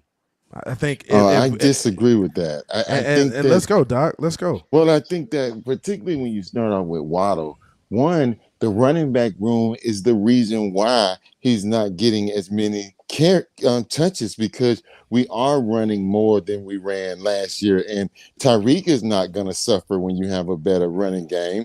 Waddle is the one that's going to, some of those touches that he was getting from a pass perspective is now going to Mike McDaniel's maturing, which is what all of us said, obviously third in inches and fourth in inches notwithstanding, but he's been staying with the run game. And that's because he's staying with it. And because our carries are up, I think we averaged 4 more carries a game than last year. Those are the 4 touches that Waddle would have been getting. So, and I understand Waddle not getting as many touches, but you still have to, like, we're not Ahmed, when he touches the ball, you're really not expecting much, right? But now he's getting some catches in the pass game and stuff like that really make a difference. But you still got to look at it and be like, well, this running back room, when you're running between the tackles, when you're running it up inside, they really aren't as efficient as you like them to be. But it's being consistent with the run game. It's sticking with the run game regardless of the yards that you get. And that's, again, where Waddle is coming up short, because if you look at it, and you look at this last game, Cheetah had 11 targets. He had 10 receptions. Waddle had 8 targets. Now he only caught 4 of them. And that's been the issue this year with Waddle. He has, had more, drops than last year. This stuff been going on. He's been hurt. He's been out. All of those things are contributing to him not being used. It's not just Cheetah going for 2,000, because if you look at his catches, he's not on this unusual pace from last year with Cheetah. So I think these are narratives that are not borne out in the facts, I guess. No, this is where I push back, Doc, because I do agree. Like, we are running the football more, which is, kind of taking away targets, potentially targets from Jalen Waddle. But here's the thing, right? Tyreek, he's on in terms of pace and targets and focus. Tyreek is still, he's relatively on the same pace that he was last year. But here's the thing, though, and I'm coming primarily from the perspective of in those pressurized moments when teams know it's 3rd and 8, right? You need points. Go back to that damn Kansas City game. There were several instances in that game, right, where, again, I feel like, and again, this is just me. I could be, this is just my personal opinion. Yeah. I think Tua, Mike McDaniel, they get, in particular, in those moments when you need a big play. And it's a double-edged sword. I agree. Tyreek Hill's the most dynamic weapon in the league, and you should depend on him. Mm-hmm. But when you get too overly dependent on him, you're playing right into the defense's hands. Well, and that last drive, 2 of the passes didn't go to Tyreek. Right. But again, at that point, it was too late. I'm talking about for stretches. I'm talking about the 60 minutes for the duration of the 60 minutes. I feel like at times they get too overly dependent on him, and I get it. And again, you can't blame them for that. But I just think there's moments over the course of a 60-minute game when you need a big play, in particular against the upper tier teams, Buffalo's, Kansas City, Philly. They just tend to get too overly dependent on Tyreek. Tua gets too locked on Tyreek.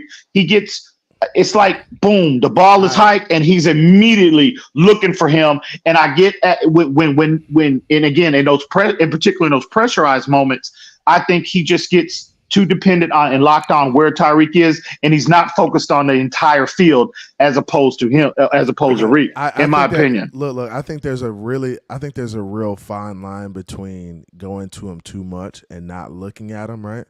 Because even when we go back to what Patrick Mahomes did with Tyreek, he was always looking for Tyreek, and in the way he 100%, and you can't blame him. You can't blame him, right? And you can't blame him because he makes the play that wins the game sometimes. And he made the play against the Bills that won the game. And that's why you look for him all the time, because hey, this guy is the guy who could do it. If anybody on the field can run away from everybody and make everybody look stupid, it's gonna be him with the ball in his hand. So, but you gotta find that. But you gotta find that common ground, though. You gotta find that common ground, and again, a lot of that comes with just a normal developmental cycle with a quarterback. Considering Tua, this is just his 4th year. But you got to find that common ground. I mean, how many times do we see in the playoffs where the lesser tier guys are generally in a lot of big time playoff games? Those are the ones that quarterbacks find, right? Because so much of attention is given to Stephon Diggs, so much attention is given to Tyreek Hill, and you get lesser tier guys stepping up and making plays for you that ultimately decide the outcome of the football game. I think you're spot on, and I think Miami needs to find a more dependable third option, right? I know you got Tyreek, I know you got Waddle. You need to find a third guy who's a weapon in the receiver room, who can be there all the time. And I don't know if that's Berrios. I don't know if that's Chosen Anderson or Claypool or whoever you put in there. But you need to find, I feel like last year we knew it was Sherfield. We knew Sherfield was going to make a play when he needed to. When Tyreek was covered, when Waddle was covered, we knew Sherfield could make a play. Right now, we really don't know who that guy is because Berrios has been hurt. Chosen has been in and out of the rotation. Claypool just got here, right? Easy E we thought would be a part of that room, but he hasn't been a part of that room either. So it's just right now we're trying to figure it out. We're trying to figure out who that third guy is. You left that white boy off that list, man. Oh, yeah. I forgot about him. Craig Crab. You left that white boy off and Craig Crab too. It was for a reason. He shouldn't be on that list. Yeah. We know. It's for a very good reason. But nine catches in 2 years. Yeah, he shouldn't be on that list, bro. Yeah. 15 catches in 2 years. 15 catches. Don't shortchange him. Don't shortchange him. Don't change, man. Don't shortchange. But I think again, CB Lou, offensively as a coordinator, Mike McDaniel, bro, the approach should always be on every single down that from a passing perspective, your play design should be structured to where you are forcing the defense to account for every blade of grass on the field, right? True. I always say and when you're doing that, when you're highlighting one, and it's not like, bro, these guys they can make. Cedric Wilson has proven he can make plays. Barrios, even your boy River Craycraft, Chosen, they've got options. Like they are in a very enviable position from a league perspective. Like how many wide receiver rooms are structured and have the talent level that we have in Miami? Maybe Cincinnati. Not many. So, and I think Joe Burrow does an excellent job.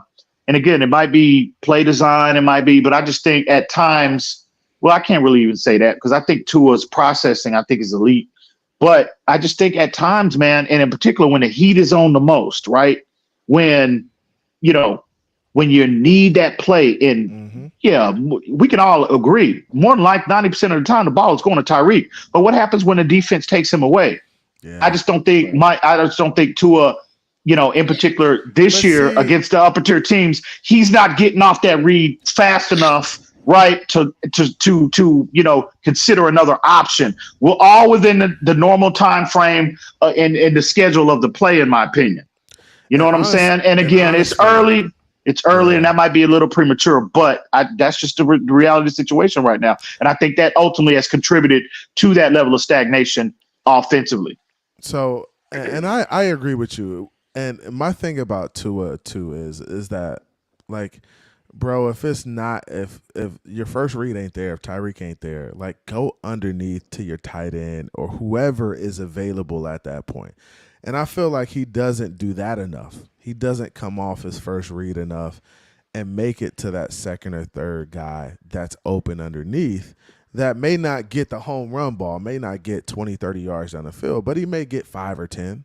Like, I feel like he needs to do that more often, right? And that's just me being objective and just like, and watching the film, I just understand that sometimes Tua doesn't take the underneath. He's looking for the deep shot. He's looking for the chunk plays. Sometimes you don't need the chunk plays. Sometimes you just need 5 yards to get us into third and 5 so we can have a better play call.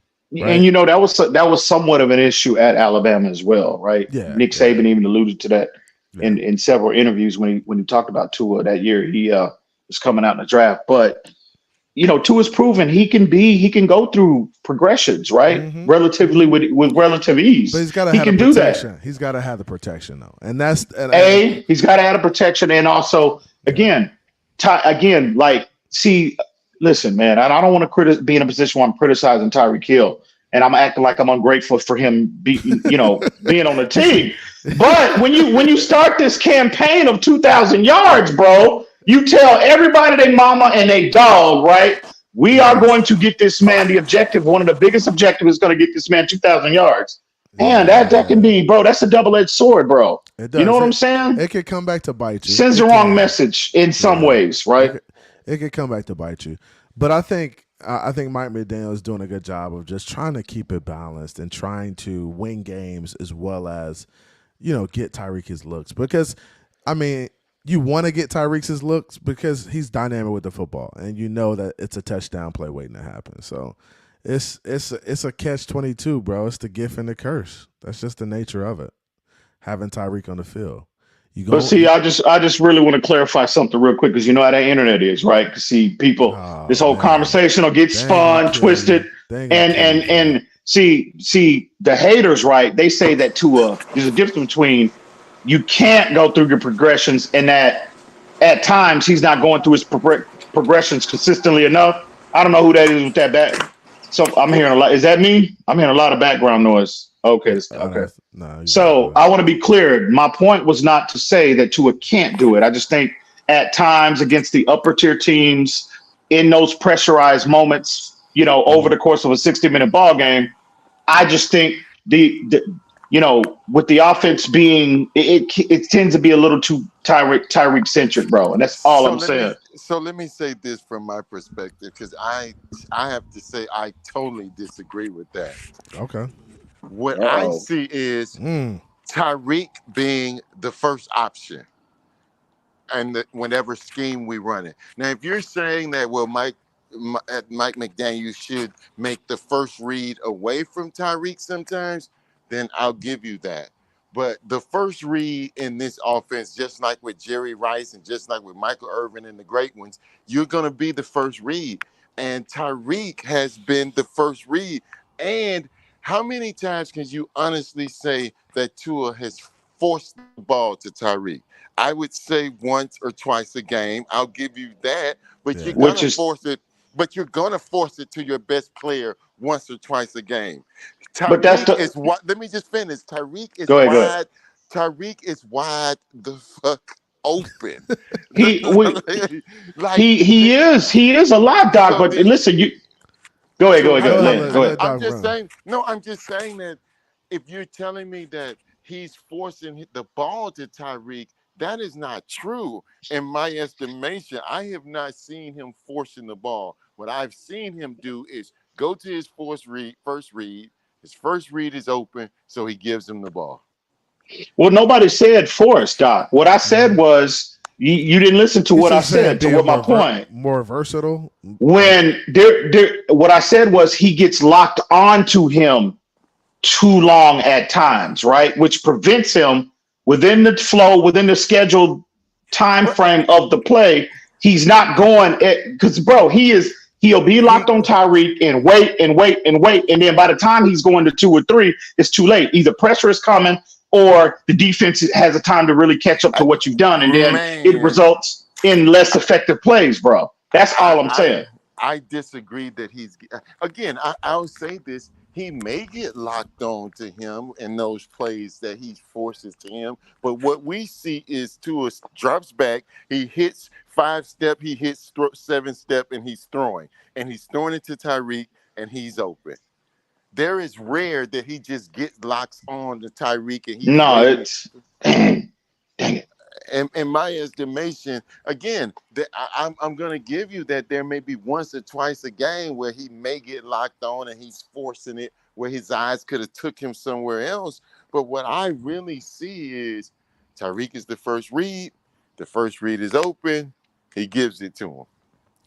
yeah, and I see that. I see that most of the time too. I just think at some point, like Em said, teams are going to take Tyreek away. They're going to find a way. So you got to be able to hit other guys, So and you what got I to think should, practice. I'm You got sorry. to practice for that now because you don't So want to wait until you get into that situation to start doing that. You want to practice as if it's going to happen right away. Like that's something you need to work on. Like So I see that's what you're where I saying. agree. That's where I agree that Waddle should be sometimes. We use Tua Cheetah to As a motion decoy. away, but Yeah. Tyree Waddle is the first read. But what I see is where Tyreek lines up at, that's immediately where Tua's eyes are going. Hmm. Immediately, which says he's the first read. So to me, his eyes should be going to Waddle more and changing it up in the scheme and all of that. So I agree with that, but I think that's a coaching I making do think plays that's plays. Yeah. rather than Tua forcing the ball to Tyree. Yeah, yeah. I got you. Hey man, I agree with you guys. I think we had some really good points tonight. I think we had some really good conversation. Let's do this. Lou, what was your score prediction for the game? I got 24. I got 24-9. 24-9. Doc, what you think? What's your score prediction for the game? Friday, Damn, Black Friday. damn, I agree with Lewis on that. I ain't lying to you. That sound about right, dog. 24-9. Shit, that's all right. Man. I So see them getting some field goals, but so y'all said 24-9. I'm gonna say man, I think we're gonna score a little bit more points on this team. I'm gonna say I'm thinking I say I say 30 to 10. That's my score prediction. I'm gonna say 30 to 10. I think the Dolphins end up getting a little bit more points, maybe an additional score. Um, And I think we hold them to maybe a touchdown and a field goal. I think they may get a touchdown late. Honestly, I wanna be in a position where some of these young guys get some time. Now, another thing that was concerning to me on Hard Knocks, Cam Smith is not carrying a damn helmet around. Like, is he really that hurt, bro? Like, to where he's not even practicing with a helmet on? Like, that's something that kind of bothered me during the show, and maybe we'll touch on that next week. But he's not even wearing a helmet. He's like wearing his jersey and stuff, but he's not in full go. So I'm concerned a little bit. I don't know what's going on. But we'll see. I want to see some of these young guys get Mountie got an answer.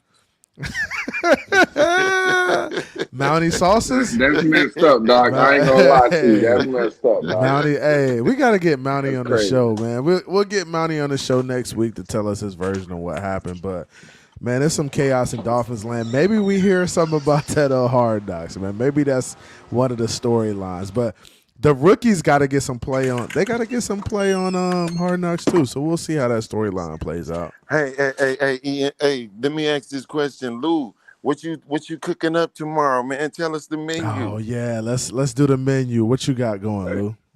Hey man, I'm leaving all the cooking to the woman in the family, man. So wife is throwing down just the usual Thanksgiving stuff. But listen, we're going to multiple houses. We got something going on. House hopping. Well, we're gonna do more. Well, my house first, and then we're gonna shoot over to her grandmother's. Her grandmother likes to do things her way over there, but got a couple folks coming over to the crib, and yeah, you know what I'm saying. Grandma's stuck in her way, so we're gonna do most of the family's coming to my house, and then we'll shoot over to grandma's a little bit after. But man, just nothing real, just bro, family, right? Normal Thanksgiving. Getting on that cognac a little early tonight. You know what I'm saying? Hey, what you on? What you on, Lou? Yeah, oh, this that yak, man. Let me show you what we drinking tomorrow. Yeah. Pull something out. Pull the bottles out, man. Pull the bottles out. Doc, what you drinking on tomorrow? I'm drinking on that yak right now. Let me pull the bottle out. Yeah, boy, y'all boys ain't playing. I see you got you on that tequila, that Casamigo. Yeah, we got that Don Julio too, man. You know what I'm saying? That Don Julio Blanco. And you know what I'm saying? That Casamigo Reposado. Hey, I know what time it is, boy. Y'all on that tequila, man. That's hey, what's it? Doc, Doc on that 1738. I see you. Hey. And you know me, I'm gonna keep it festive with the bourbon. You know, we gotta. It's a tradition. We gotta do the wild turkey since it's Thanksgiving. We gotta do the wild turkey, man. Absolutely, we gotta do the wild turkey. But yeah, man, menu for tomorrow for me: Cajun fried turkey, macaroni and cheese, dressing. We don't do stuffing. We do dressing over here.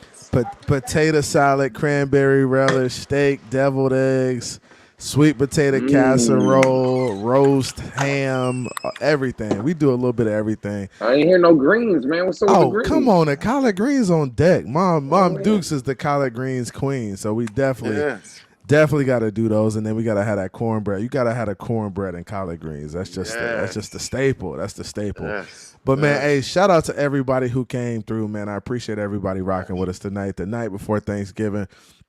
Hey, y'all enjoy football tomorrow. Enjoy family. Sit around. Mess with your cousins.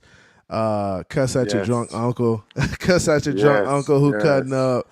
It's a good time, man. Be thankful. Hey, be thankful, guys. Man. We really could, be in much worse situations. So love yours. Hey, let me just say this. Hey, I'm thankful for both of you guys, man. Hey, I'm thankful for you too. A year and a half ago, you guys weren't in my life, and I have to say, you guys have enhanced my life since the time that I've known you guys. So I'm very, very thankful for.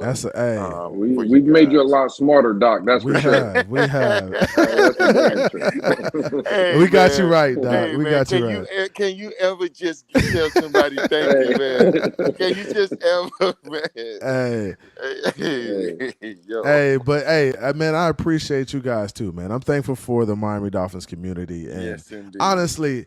We really do have a beautiful thing. And ups and downs. Yeah, bro. And honestly, the Dolphins I'm thankful. Family is family, right? It's exactly what a family. You got the crazy ass cousin. You got the people. Man, Pete, y'all the stay over crazy there. ass Don't come cousin over Pete. here. Yeah, all of that, man. Off the wall. You got all of that, man. Yeah. But it really is a cool dynamic within the community. Hey, y'all, spend time with family, enjoy each other. Hey, we back to this on Friday. We definitely gonna do a Black Friday show before the game. Keep it funky. So we'll definitely do some. But man, I appreciate you guys. I appreciate you guys coming through too. It's always love, bro. Peace. All right, y'all be easy. Later, man. Later. Hey, shout out to everybody in the building who came through. Hey, look at EM in the back. EM, you back, man, for a sec? You want to say some parting words, bro? Oh, he got ghosts. What's this dude doing? Hey, but shout out to like I said, shout out to the Fin Fan, man. I appreciate you guys, man. I appreciate you guys. Ian, what happened, man? You good now, bro? What happened? Damn, my bad, bro. I had I got, my family and stuff was coming in, and then on top of that, my phone out the car. You getting groceries out the car? Well, a little bit of everything. Plus my phone died anyway, so I got a little juice. But yeah, boy, huh? Oh, damn. Doc just said he was great. Hey. Yes, right back. I don't even know what that means. But yeah, man, I had I just was listening to y'all, bro, through my TV and everything, and I gotta agree 100%. Yeah, I'm grateful for all of y'all, man. So all of y'all, all the people that I know and have grown over the years. Yeah. In the community or whatnot, I'm very thankful because I've been blessed to meet a lot of good people from YouTube, from platforms, etc. And it's a good thing, man. And we all need to be tonight, tomorrow, all week. Really, my approach to holidays is Thanksgiving, Christmas. That should be a year-round thing. But since we're, we all get in the spirit and we all celebrate that, on that day. But today, everybody should just take a deep breath, man. Just chill, get you a nice meal, drink on something, smoke on something if you do that. You know what I mean? And enjoy yourself and be thankful, because man, there's a lot of chaos around in the world, bro. And and if you, for the most part, man, just love on, hug on your loved ones and keep them close and yeah, man, whatever issues, because, in terms of families, let it go. In terms of families, bro, we all have issues, right? We all been there, done that. But at the end of the day, man, we all just need to really appreciate people while they are in your life, right? It could be family, it could be friends, it could be whatever. So be grateful for what you have, man. And hopefully, we'll have but go ahead, CB. And if you have somebody like you got a gripe with or a beef with, text them happy Thanksgiving and move off of it, because it ain't, honestly, life is too short. So it is. Move on from it. You just never know. So move on. You know what? In the spirit of Thanksgiving, then CB. Hey, Doc, do me a favor. Tell Leatherface I said hello and happy Thanksgiving. Damn. You want pussy. Use a whole Damn. Damn. Honestly, maybe we do a peace treaty of some sort on Thanksgiving. Nah, there ain't no damn peace. There ain't no peace, goddammit. That was your boy. Look at this nigga. Look at this. Y'all boys. There ain't no peace. Hey, but I will say this, Em. You made a hell of a statement, man, and I've told you this privately, man. I've buried 4 brothers, man. I've buried 4 of my brothers, man. Mm-hmm. And when you do some shit like that, man, life take on a whole different meaning. So when you guys say, well, damn, Doc, why don't you get in? I just now, my outlook on life is a hell of a lot different. Yeah. Because of the experiences, man. So just love people, man. Yeah, bro, you got to, because, man, tomorrow's promised to nobody, bro. And, bro, why to hear? That's what I'm saying, holidays and all of that. Me personally, I don't know, a lot of people, they're completely different all year long, but when they get to the holidays, they're more, they're more accepting of people and more loving. And I think that Thanksgiving, Christmas, all of these festivals and holidays should be year round. Birthdays, you should show people how you feel about them year round. That should be a year round thing. Don't wait till Thanksgiving. Don't wait till Christmas. You know what I mean? So, but in the event, again, we're here. Thanksgiving is upon us. And at the end of the day, everybody should just step back, step away from the chaos in your life, bro, and just really focus on the most important things in your life. So that's my approach. And I hope everybody does that, at least this Thanksgiving. You know what I mean? Look at EM finally dropping some knowledge on the people, man. I love it, man. Hey, man. Finally. I've been doing this for years. God damn it. Y'all just ain't listening. You're not listening.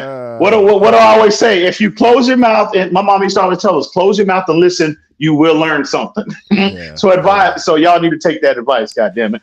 Hey, but I gotta go, fellas. But yeah, salute y'all, man. Hey, y'all be good, man, and y'all be safe out there. Hey, happy Thanksgiving, fellas. Likewise, man. Likewise. Yep. Bet. Appreciate you guys. Hey, shout out to everybody who came through, man. I love y'all. I appreciate y'all. Y'all my friends, family, for real. Happy Thanksgiving. Enjoy the time with family, friends. Be festive. Enjoy one another. Enjoy the company. Tell your family you love them. You only see them once or twice a year. And reach out to them more often, man. Reach out to them more often. I appreciate y'all. Like I said, I love y'all. I'll be back Friday. Hit the like button. Share, subscribe. Hey, you already know what time it is. I'm out. See ya. Came from the bottom, that's foreign. I swear that I'm up for the sun in the morning. Oof, hey, I gotta flex. I need a Nike bag, give me the check. I need the money and power, respect, but I promise I'm repping the O to the dead. Hey, oof, I sort them out of my way. I don't got nothing to say. Now they can't run at my pace. Yeah, they know that we ain't the same. 402, we rap the game. I told them this ain't a game.